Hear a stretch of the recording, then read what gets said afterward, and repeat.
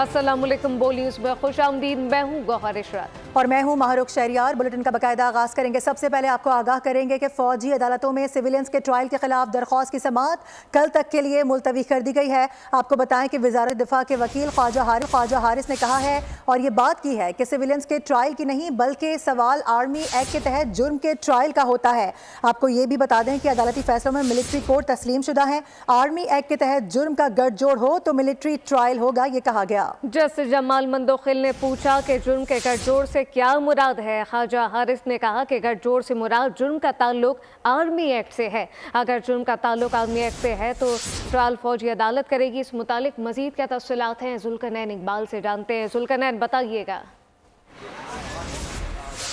देखिए 21वीं तरमीम केस का फैसले का हवाला दे रहे थे ख्वाजा हारिस, तो उसमें जस्टिस नईम अख्तर अफगान की जानिब से कहा गया कि उसी फैसले में जिसके ऊपर आप इन्हिसार कर रहे हैं वहाँ पे कानून साजी की नीयत का जायज़ा लेने का तरीक़ाकार भी अदालत ने बताया हुआ है कि उसका भी जायज़ा अदालत ले सकती है और किस अंदाज में ले सकती है वो तरीका भी उसमें दर्ज है। उसके साथ ही जस्टिस नई जो हसन नज़र रिजवी हैं उनकी जानिब से रज़ा रब्बानी के हवाला देते हुए कहा गया कि 21वीं तरमीम में जब फौजी अदालतें कायम की गई थी आइन के तहत 2 साल के लिए, तो उसमें एक साबिक चेयरमैन सेनेट है वो रोए थे बाकायदा वोट देने के बाद, और उनके ये आंसू भी तारीख का हिस्सा हैं।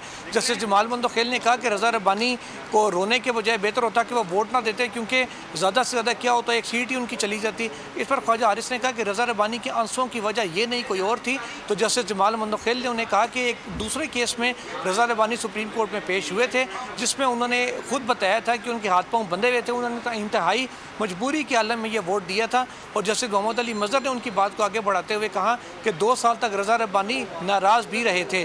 तमाम फिर जस्टिस जमाल मंदोखिल की जानिब से कहा गया कि 18वीं तरमीम और जमहूरियत के लिए रज़ा रब्बानी की बहुत खिदमात हैं, इसलिए ऐसे मौके पर जब उन्हें पता हो कि वो क्या करने जा रहे हैं, उनके फैसले के असरात क्या होंगे उनके वोट के, उनका रोना बनता था और समझ में भी आता है। जो ख्वाजा हारिस है उनकी जानिब से कहा गया कि वो इस इशू पर तबसरा नहीं करेंगे। जस्टिस जमाल मंदोखिल ने यह भी पूछा कि Sania army public school Peshawar जब हुआ था क्या उस वक्त आर्मी एक्ट मौजूद था और क्या उसमें नेक्सस का या गठजोड़ का कोई जिक्र था। इस पर ख्वाजा हारिस ने कहा कि गठजोड़ के बगैर या नेक्सस के बगैर ये किसी भी सूरत मुमकिन नहीं था, APS हो जाता है। इसमें उन्होंने फिर वजाहत की कि नेक्सस से मुराद किसी का अंदर से मुलविस होना लाजमी नहीं है। आर्मी से मुतालिक जो भी जुर्म है उस जुर्म के साथ जुर्म करने वाले का नेक्सस होना ज़रूरी है, यानी कि उसका जुर्म करना ज़रूरी है। उस सूरत में भी ये इसको नेक्सस ही तस्वुर किया जाएगा। जैसे जमाल मंदोखिल ने कहा जब आर्मी एक्ट और ऑफिशियल सीक्रेट एक्ट मौजूद थे, नेक्सस भी था, इंग्रेडिएंट्स पूरे थे, तब भी आइन फौजी अदालतों में ट्रायल नहीं किया गया बल्कि आइन में तरमीम की गई फौजी अदालतें बनाने के लिए। इसके पीछे क्या रीज़न थी, इसका वजह उन्होंने कहा मेरी नज़र में यही है कि इन कवानीन के होते हुए भी फौजी अदालतों में सिविलियंस का ट्रायल नहीं हो रहा था। इस पर ख्वाजा हारिस ने उनको ये जवाब दिया कि ट्रायल तो हो सकता था लेकिन बहुत सारे ऐसे दफात थे, ऐसे जराइम थे जैसे अफगान बराए तवान हो, मजहब के नाम पर दहशतगर्दी हो, इन तमाम को तरमीम में आप फरमा रहे हैं। यानी कि जो बड़ी अदालत में जो बड़ा एक केस चल रहा है उसको सामने रखते हुए पुराने तमाम जो मिसालें हैं उनको सामने रखकर फैसला दिया जाएगा। और लग ये रहा है कि इस पर काफ़ी हद तक दलाइल अभी मुकम्मल हो चुके हैं, कुछ दलाइल अभी भी जारी हैं। अपडेट करने के लिए बहुत शुक्रिया आपका। आलमी बैंक ने पाकिस्तान को फ्रेमवर्क के तहत $20 अरब देने का वादा कर लिया है, जबकि आलमी बैंक तकरीबन 3/4 हिस्सा इंटरनेशनल डेवलपमेंट एसोसिएशन के जरिए फराहम करेगा। रकम international bank for reconstruction and development के तहत फराहम की जाएगी। माशी महाज पर कामयाबियों का सफर जारी। आलमी बैंक ने $20 अरब देने का वादा कर लिया। आलमी बैंक $20 अरब के साथ 6 शोबों पर तवज्जो मरकूज करेगा। वज़ीर आज़म और आर्मी चीफ की मुश्तरका कोशिशें रंग लाने लगी। आलमी बैंक 10 साला कंट्री पार्टनरशिप फ्रेमवर्क के तहत फंड फराहम करेगा। 3/4 हिस्सा इंटरनेशनल डेवलपमेंट एसोसिएशन के जरिए फराहम होगा, जबकि बकिया रकम international bank for reconstruction and development के तहत फराहम होगी। पॉसी फ्रेमवर्क 6 कलीदी तरक्याती शोबों पर तवज्जो मरकूज करेगा। इंटरनेशनल फाइनेंस कॉरपोरेशन की इजाफी फंडिंग से CPF की तकमील होगी। CPF का मकसद चाइल्ड स्टनिंग को कम करना और मौसमाती तब्दीली की रोकथाम है। सराय के मुताबिक CPF का मकसद साफ पानी की फरहमी है, जामे तरक्की के लिए अवामी वसाइल और प्राइवेट सरमायाकारी को बढ़ाना है। 10 साला कंट्री पार्टनरशिप फ्रेमवर्क की मंजूरी के लिए 19 डायरेक्टर्स ने पाकिस्तान के हक में वोट दिया। खुशाइन खबर है, वज़ीर आज़म का आलमी बैंक के पहले 10 साला कंट्री पार्टनरशिप फ्रेमवर्क के तहत पाकिस्तान के लिए 20 अरब डॉलर्स की यकीन दहानी का खैर मकदम। एक्स पर पैगाम में कहा कि CPF इकोनॉमिक ट्रांसफॉर्मेशन प्लान के तहत 6 अहम शोबों पर फोकस करेगा, जबकि जनरल सैयद आसिम मुनीर और अपने साथियों को सराहता हूँ जिन्होंने दिन रात मेहनत की है। CPF आलमी बैंक के पाकिस्तान की माशी सलाहियतों में एतमाद का मजहर है।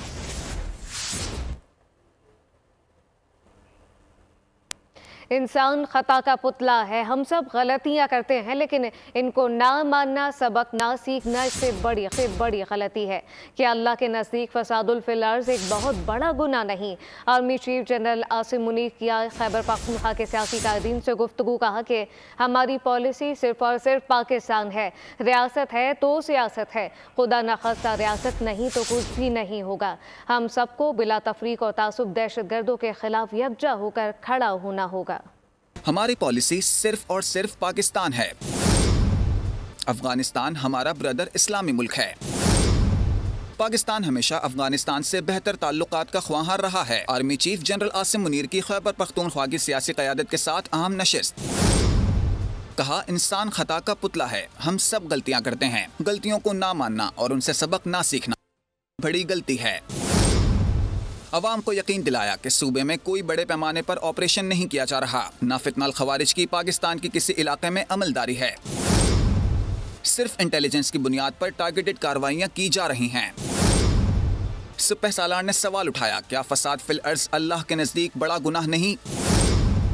रियासत के इस्तेहकाम और सियासत का आपस में गहरा ताल्लुक है। अफगानिस्तान की सरहद से दहशत गर्दी का खतरा भी मौजूद है। अमरीकी कौमी सलामती के मुशीर जॉन कर्बी ने भी एतराफ़ कर लिया। उन्होंने कहा कि पाकिस्तान और अमरीका की दहशत गर्दी के खिलाफ शराकत दारी जारी है।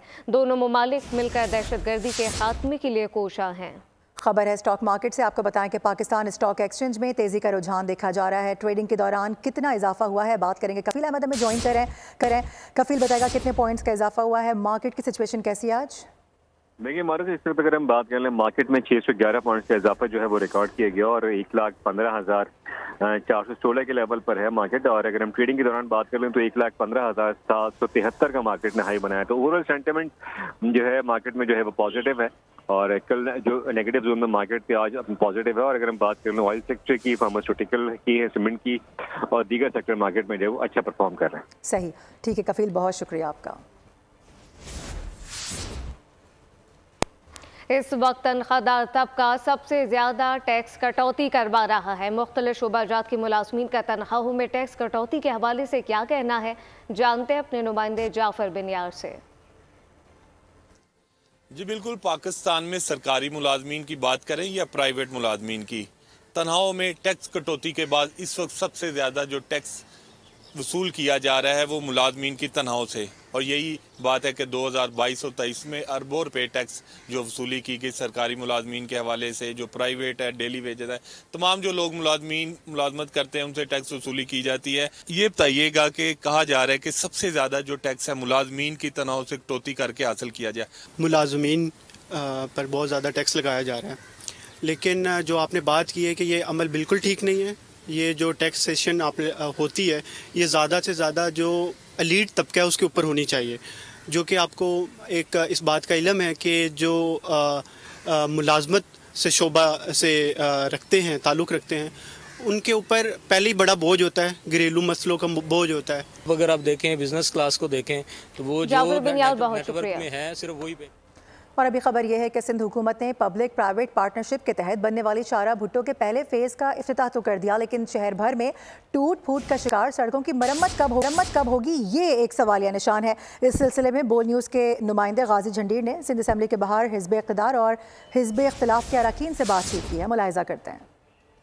सिंध हुकूमत ने कराची में शारा भुट्टो के पहले फेज़ का इफ्तिताह तो कर दिया है, यकीनन ये अच्छी बात है, लेकिन शहर भर की जो दीगर सड़कें हैं उनकी हालत इंतहाई खस्ता और काबिल रहम है। अभी हम मौजूद हैं सिंध असम्बली के बाहर। आइए सिंध असम्बली के अरकान से बात करते हैं और उनसे पूछते हैं कि वो कराची की सड़कों की इस हालत का जिम्मेदार किसको करार देते हैं। कराची बहुत बड़ा शहर है, 15% कोई हिस्सा अभी कोई इन्होंने कारपेटिंग कर दी है और काला करके उस पर गाड़ियाँ चल रही हैं और मेरा नहीं ख्याल है कि भी उससे कोई कराची को फ़ायदा भी पहुंचेगा। मतलब ये नहीं है खाली कि इस तरह के बड़े प्रोजेक्ट डेवलप कर दिए जाएं, डेवलपमेंट की कोई बात की जाए। कराची तबाह हाल है। कराची को इन्होंने बिल्कुल इंटीरियर सिंध के जैसा कर दिया है। सड़कें हमारी जिम्मेदारी है, हमने बनानी है, लेकिन अगर कोई ये कहे कि कराची में कोई सड़क नहीं बनी, कराची में कोई काम नहीं हुआ, तो ये सिर्फ़ और सिर्फ एक बयानिया है। इंशाअल्लाह इस शहर को हमने बनाना है, आपको कोई सड़क टूटी हुई नज़र नहीं आएगी। ऑलरेडी बहुत ज़्यादा ट्रैफिक है, इसका जिम्मेदार हम आप अगर ये समझते हैं किसी फ़र्द को कह दें, बिल्कुल नहीं, ये हमारी जिम्मेदारी है। अच्छी बात है, बनाया है उन्होंने, एक खूबसूरती जो है वो ऐसा लग रहा है कि मेकअप कर दिया है, लेकिन वहाँ तक बंदा पहुँच नहीं सकता। उससे कराची वालों को इतने फ़वाइद हासिल नहीं हो सकते। पूरे कराची का जो इंफ्रास्ट्रक्चर है वो तबाहाली का शिकार है। शाहराह भुट्टो तक पहुँचते पहुँचते या तो गाड़ी ख़राब हो जाएगी या तो बंदा थक जाएगा। मेयर साहब भी जो है, सिंध गवर्नमेंट भी, वो मिलकर जो है वो पैचिंग का वर्क हो रहा है। जहाँ जहाँ पे टूट फूट की शिकार है सड़कें, उसको बनाई जा रही हैं और नई सड़कें जो है वो बनाई जा रही हैं। कराची की खस्ता हाल सड़कों के हवाले से अरकान सिंध असेंबली, हिज़्ब इक़्तिदार और हिज़्ब इख्तिलाफ की बात आपने सुनी उन्हीं की ज़बानी। कैमरामैन मोहम्मद यूसुफ के साथ गाजी झंडेर, बोल न्यूज़, कराची।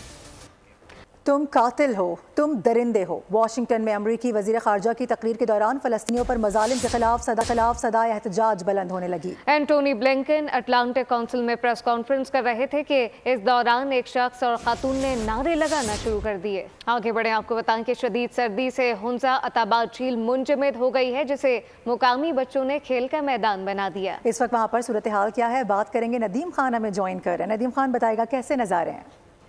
जी बिल्कुल, गिलगित बल्तिस्तान इन दिनों शदीद सर्दी के लपेट में, और शदीद सर्दी का अंदाज़ा इस बात से लगा सकते हैं कि इस वक्त हम अताबाद झील की सतह पर मौजूद हैं।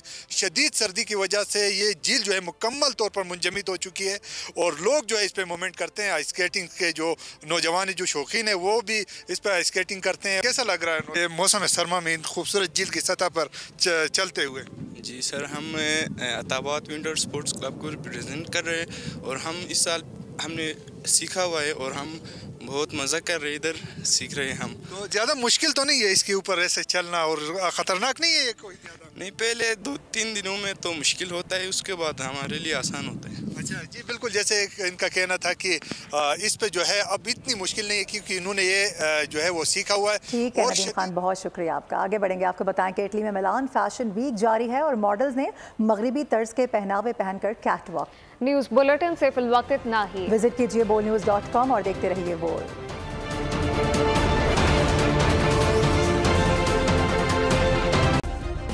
सब्सक्राइब करें और बेल दबाएं ताकि कोई खबर रह न जाए।